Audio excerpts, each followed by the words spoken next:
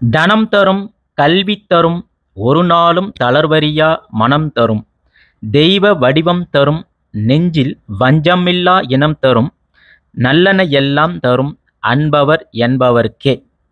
எல்லாம் எப்படி இருக்கிறீங்க மேசராசி அன்பர்களே? இன்னைக்கு நம்ம வீடியோவில் என்ன பார்க்க போகிறோம் அப்படின்னு பார்த்தீங்கன்னா, மேசராசிக்காரர்கள் எந்த திசையில் தலை வைத்து படுத்தால் கோடீஸ்வர ஆகலாம் அப்படின்றத தான் இந்த வீடியோவில் நம்ம பார்க்க போகிறோம். ஆகையால் மேசராசி அன்பர்கள் இந்த வீடியோவை கடைசி வரைக்கும் ஸ்கிப் பண்ணாமல் வீடியோவை தொடர்ந்து பாருங்கள். பொதுவாக மனிதன் இந்த பூமியில் பிறக்கும்போது பிரம்மன் கூடவே அவனுடைய தலையெழுத்தும் எழுதிடுறாருங்க. அதாவது நீங்களாக இருந்தாலும் சரி, நானாக இருந்தாலும் சரி, இந்த பூமியில் நம்ம கால் எடுத்து வைக்கும்போது நம்மளுடைய தலையெழுத்தை பிரம்மன் எழுதிடுறாரு. நாம் இப்படி தான் வாழணும், இப்படி தான் சாகணும் அப்படின்றத எழுதி வச்சிடுறாரு. அப்படி எழுதி வைக்கிற சில பேருக்கு கோடீஸ்வர யோகத்தையும் பிரம்மன் எழுதி வைக்கிறாரு. அப்படி அந்த யோகம் மேச ராசிக்காரர்களுக்கு எப்படி இருக்குது அப்படின்றத பற்றி தான் பார்க்க போகிறோம். அது மட்டும் இல்லாமல் நான் இன்னைக்கு உங்களோட இதை நான் பகிர்ந்துக்க போகிறோம். இது மிகப்பெரிய ரகசியம். ஆகையால் வீடியோவை ஸ்கிப் பண்ணாமல் பாருங்கள் மேசராசிக்காரங்களே. பொதுவாக இந்த மேசராசிக்காரர்கள் எப்படி உருவானாங்க அப்படின்றதுக்கான ஒரு பழைய புராண கதை இருக்குது, பார்க்கலாங்களா? அதாவது பழைய காலகட்டத்தில் எப்பயும் தேவர்களுக்கும் அசுரர்களுக்கும் இடையே தொடர்ந்து சண்டை நடந்துகிட்டே இருக்கும். அப்போ நடந்து கொண்டு இருக்கும்போது ரிஷிகள் யாகம் செய்வாங்க. அப்போ ரிஷிகள் யாகம் செய்யும்போது அக்னி தேவர் வழிபாட்டு வந்தார். அந்த யாக வேள்வியில் அக்னி தேவன் ரிஷிகளிடம் என்ன சொன்னார்னா, இந்த உலகத்தில் பிறக்கக்கூடிய மனிதன் அவன் யாராக இருந்தாலும் சரி, அச்சமற்ற வீரனாக இருக்கணும். ஒரு சிங்கத்தையும் போரையும் வென்று இந்த உலகத்தை காப்பாற்றக்கூடியவனாக இருக்கணும் வேண்டாரு. அது மட்டும் இல்லாமல் அந்த வீரனுக்கு அக்னி தேவனாக நான் எப்படி தீயாக இருக்கிறனோ அந்த தைரியமும், சூரியன் போல ஒளியாகவும் செவ்வாய் போல நல்ல வலிமையாகவும் இருக்கணும் அப்படின்னு அக்னி தேவன் ஆசைப்படுறாரு. அப்போ அக்னி தேவன் ஆசைப்பட்ட அந்த ஒரு நொடியில் செவ்வாய் பகவான் வானத்தில் ஒரு செவ்வாய் கிரகனாக ஜொலிக்கிறார். அந்த ஜொலிப்பில் இருந்து ஒரு ஒளியாக சக்தியாக உருவானது தாங்க இந்த மேசராசிக்காரர்கள். அப்போ மேசராசிக்காரர்கள்னால் யாருங்க? அதாவது ஒரு சுடரும் தீ போலவே இருக்கக்கூடியவங்க. அதாவது அக்னி தேவன் ஆசீர்வாதம் பெற்றவங்க மேசராசிக்காரங்க. அதே போல் தைரியம் உடையவங்கள், அஞ்சாமல் போராடக்கூடியவங்க. அதே போல் ஒரு லட்சியம் அப்படின்னு எடுத்துக்கிட்டாங்கன்னா, ஒரு முறை நினச்சிட்டாங்கன்னா வச்சுக்கோங்க, அதை அடையாமல் விட மாட்டாங்க. அந்த அளவுக்கு லட்சியத்தை பின்பற்றக்கூடியவங்க. அடுத்ததாக எப்பேற்பட்டவனாக இருந்தாலும் சரி, வாடா ஒரு கை பார்க்கலாம் அப்படின்ற போராட்ட மனோபாவம் கொண்டவர்கள் இந்த 12 ராசிகளில் மேசராசியை அடிச்சுக்கிறதுக்கு வேறு யாருமே கிடையாதுங்க. சவால்களை இவங்கெல்லாம் சாக்லேட்டு மாதிரி சந்திக்கக்கூடியவங்க, சுவிக்கக்கூடியவங்க இந்த மேசராசிக்காரர்கள் தாங்க. ஆனால் இன்னொரு மைனஸ் விஷயம் என்ன அப்படின்னு பார்த்தீங்கன்னா, மேசராசிக்காரர்களே, தீயை இயல்பாக எரிய விட்டாதான் அது அக்னி. அதே அதிகமாக எரிஞ்சிச்சுன்னா கரியாகிடும். அதே போல் தான் இந்த மேசராசிக்காரர்களும் நீங்கள் ஜோதியாக எரியறதும் காட்டு தீயாக எரியறதும் உங்கள் கையில் தான் இருக்குது. நீங்கள் ஜோதியாக எரிஞ்சிங்கன்னா சகல சௌபாக்கியங்களும் வெற்றி பெறுவீங்க. அதுவே காட்டு தீ போல் எரிஞ்சிங்கன்னா என்ன ஆகும்? காடே பற்றி எரியும் அல்லவா? எல்லாம் கறிக்கட்டி ஆயிரும். அதனால தான் எந்த நேரத்திலையும் அவசரப்படாமல், கோவப்படாமல், எந்த ஒரு விஷயத்தையும் சீக்கிரமாக முடிவு பண்ணாமல் பொறுமையாக நிதானமாக நீங்கள் முடிவு எடுத்தீங்கன்னா வெற்றியை பெறக்கூடியவங்க நீங்கள் மட்டும்தாங்க மேசராசி அன்பர்களே. அப்போ மேசராசிக்காரர்கள் எப்படி பிறந்தீங்க? தீயிலிருந்து பிறந்திருக்கிறீங்க. அப்போ தீயாட்டம் உங்களுடைய போராட்ட குணம், வலிமை எல்லாமே வெற்றி பெறக்கூடியதாக இருக்கும். அதே அந்த தீ அதிகமாக எரிஞ்சிச்சுன்னா உங்களையே சாம்பலாக்கிடும் சில நேரத்தில். அதனால் உங்கள் வாழ்க்கையில் நீங்கள் எந்த ஒரு விஷயத்தையும் அவசரப்படாமல் நிதானமாக யோசித்து முடிவெடுத்தீங்கன்னா உங்கள் வாழ்க்கையில் நீங்கள் கோடீஸ்வர யோகம் பெறுவதற்கான வாய்ப்புகள் அதிகமாக இருக்குங்க. எந்த திசையில் மேசராசிக்காரர்கள் தலை வைத்து படுத்தால் கோடீஸ்வர யோகம் உண்டாகும் அப்படின்றத பார்க்கலாங்க. பொதுவாக அந்த மேசராசிக்காரர்கள் தெற்கு திசையில் தலை வைத்து படுக்கிறது கோடீஸ்வர யோகத்தை உண்டாக்குங்க. சில மேசராசிக்காரர்கள் நீங்கள் நிச்சயமாக கேட்பீங்க, எது தெற்கு திசையா? தெற்கு திசை யமனுக்கு ஏற்ற திசை, அந்த தெற்கு திசையில் நாங்கள் தலை வைத்து படுக்கணுமா அப்படின்னு கேட்பாங்க. பொதுவாக பழைய சாஸ்திரப்படி தெற்கு திசைன்றது யமனுக்கு ஏற்ற திசைன்றது எல்லாருக்குமே தெரியும். அதனால தான் இந்த உலகத்தில் பல பேர் தெற்கு பார்த்த மாதிரி தலை வைத்து படுக்கிறதில்லன்னு எல்லாருக்குமே தெரியும். நீங்களே கூட தலை வச்சு படுக்க மாட்டீங்க. ஆனால் ஜோதிடம் உண்மையாகவே என்ன சொல்ல வருது, வாஸ்துப்படி என்ன சொல்ல வருது அப்படின்னு பார்த்தீங்கன்னா, மனுஷன் உடம்பு என்பது இரும்பு. ஆக பூமி ஒரு பெரிய காந்த சக்தி. நல்லா புரிஞ்சுக்காங்க. மனுஷன் உடம்பு ஒரு இரும்பு மாதிரி, பூமின்றது ஒரு காந்த சக்தி. அப்போ பூமியில் காந்த அலை எந்த பக்கம் இயங்குது? தெற்கும் வடக்குமா தான் காந்த அலை பூமியில் இயங்குது. அப்போ நீங்கள் தலையை தெற்க பார்த்த மாதிரி வச்சு நீங்கள் படுத்தீங்கன்னா, நல்லா கேட்டுக்காங்க, தலையை தெற்க பார்த்த மாதிரி வச்சு படுத்தீங்கன்னா உடம்பில் உங்களுக்கு சக்தி சமநிலை உண்டாகும். நல்லா கேட்டுக்காங்க, நல்ல சக்தி சமநிலை உண்டாகும். உடம்பில் ஆரோக்கியம் அதிகரிக்கும், வீட்டில் நிம்மதி உண்டாகும். அதே போல் குடும்பத்தில் எல்லாரும் நீண்ட ஆயுளுடன் வாழ முடியும்.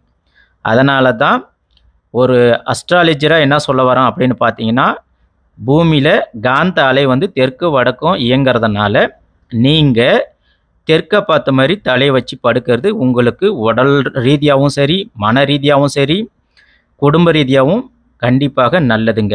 இந்த சமநிலை தான் உங்களுக்கு செல்வாக்கை அதிகரிக்கும், கோடீஸ்வர யோகத்தையும் உண்டாக்கும்.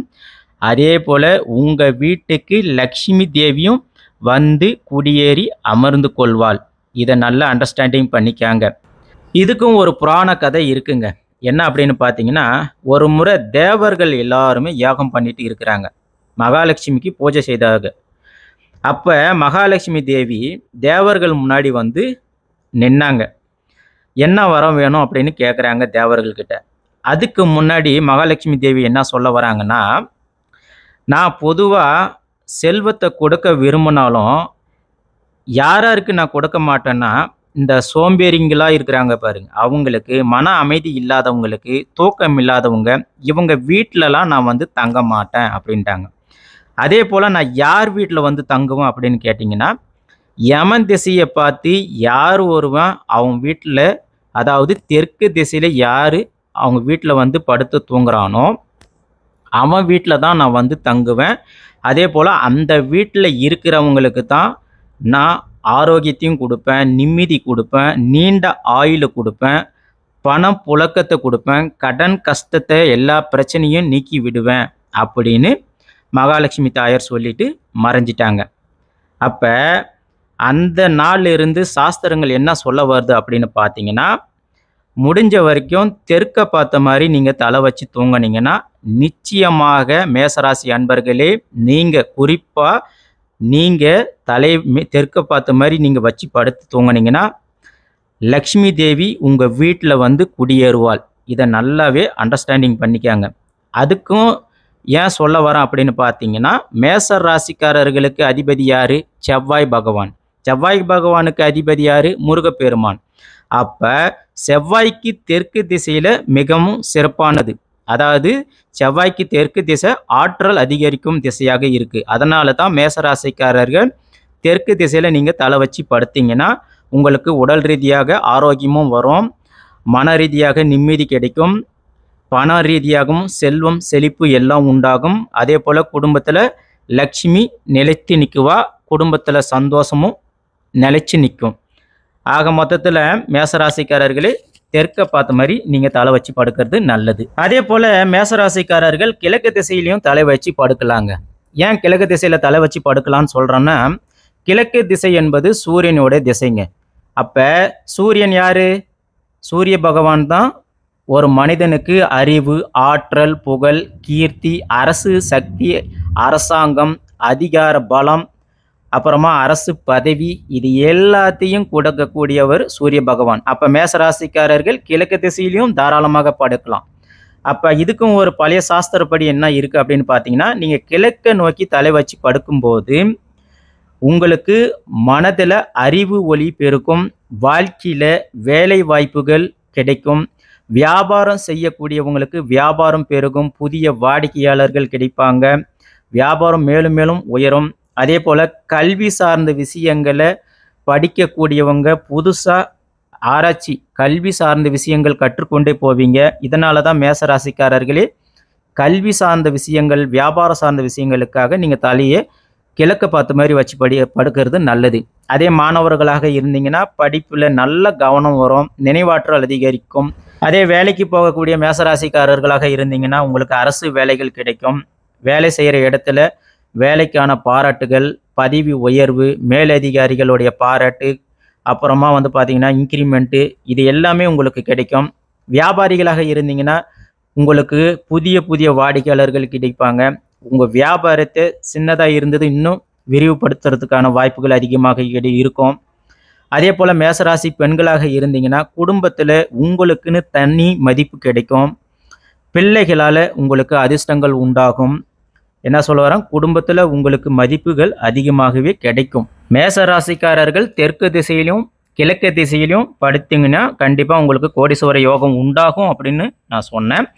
அதே போல் நீங்கள் கேட்பீங்க, ஏன் வடக்கு திசையில் படுக்கக்கூடாதுன்னு சொல்கிறீங்க? வடக்கு திசை குபேரனுடைய திசை தானே அப்படின்னு நீங்கள் கேட்குறதும் சரியான கேள்வி தான். வடக்கு திசையை பொறுத்த வரைக்கும் குபேர திசையாகவே இருந்தாலும் செல்வத்திற்கு அதிபதி குபேரன் தான்.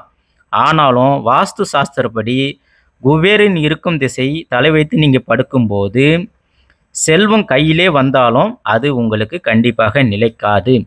ஏன்னா உதாரணமாக பூமி காந்த சக்தி எந்த பக்கம் இருக்குன்னா வடக்கும் தெற்குமாக தான் பூமியோட காந்த சக்தி ஓடிக்கிட்டு இருக்கும். அதே போல் தான் நம்ம மனித உடம்பில் ரத்தத்தில் இரும்பு அயன் இருக்குது. நாமளும் பார்த்தீங்கன்னா காந்த சக்திக்கு உட்பட்டவர்களாக தான் இருப்போம். நல்லா புரிஞ்சுக்காங்க, இந்த பூமியோட காந்த சக்திக்கு உட்பட்டு தான் நம்ம செயல்படுவோம். அப்போ நீங்கள் தலையை வடக்க பார்த்த மாதிரி வச்சிங்கன்னா பூமியோட காந்த சக்திக்கு எதிர்மாறாக தான் நாம் செயல்படுவோம். இதனால் உடல் ரீதியாக பார்த்தீங்கன்னா உங்களுக்கு இரத்த ஓட்டம் சீராக இருக்காது.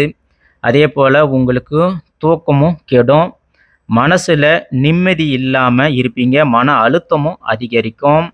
ஒரு பக்கம் உங்களுக்கு பணவரவு, செல்வம் எல்லாமே இருந்தாலும் அது உங்களுக்கு நிலைக்காது. இன்னொரு விஷயம் என்ன சொல்ல வரோம் பார்த்தீங்கன்னா, மேசராசிக்காரர்களுக்கு செவ்வாய் பகவான் ஆதிக்கம். அப்போ செவ்வாய் பகவானுக்கு தீ, தைரியம், போராட்டம் இவையெல்லாம் அடங்கியவர். அப்போ செவ்வாய்க்கு வடக்கு திசை பார்த்தீங்கன்னா ஆகவே ஆகாது. மேசராசிக்காரர்களே, செவ்வாய்க்கு வடக்கு திசை விரோதம். அதனால தான் மேசராசிக்காரர்கள் தயவு செஞ்சு வடக்கை பார்த்து தலை வைத்து தூங்காதீங்க. நீங்கள் தலை வைத்து தூங்குனீங்கன்னா எவ்வளவு தான் பணம் வந்தாலும் அது செலவாயிட்டே தான் இருக்கும். ஒரு பக்கம் கடன் சுமையும் அதிகரிக்கும், கண்டிப்பாக குறையவே குறையாது.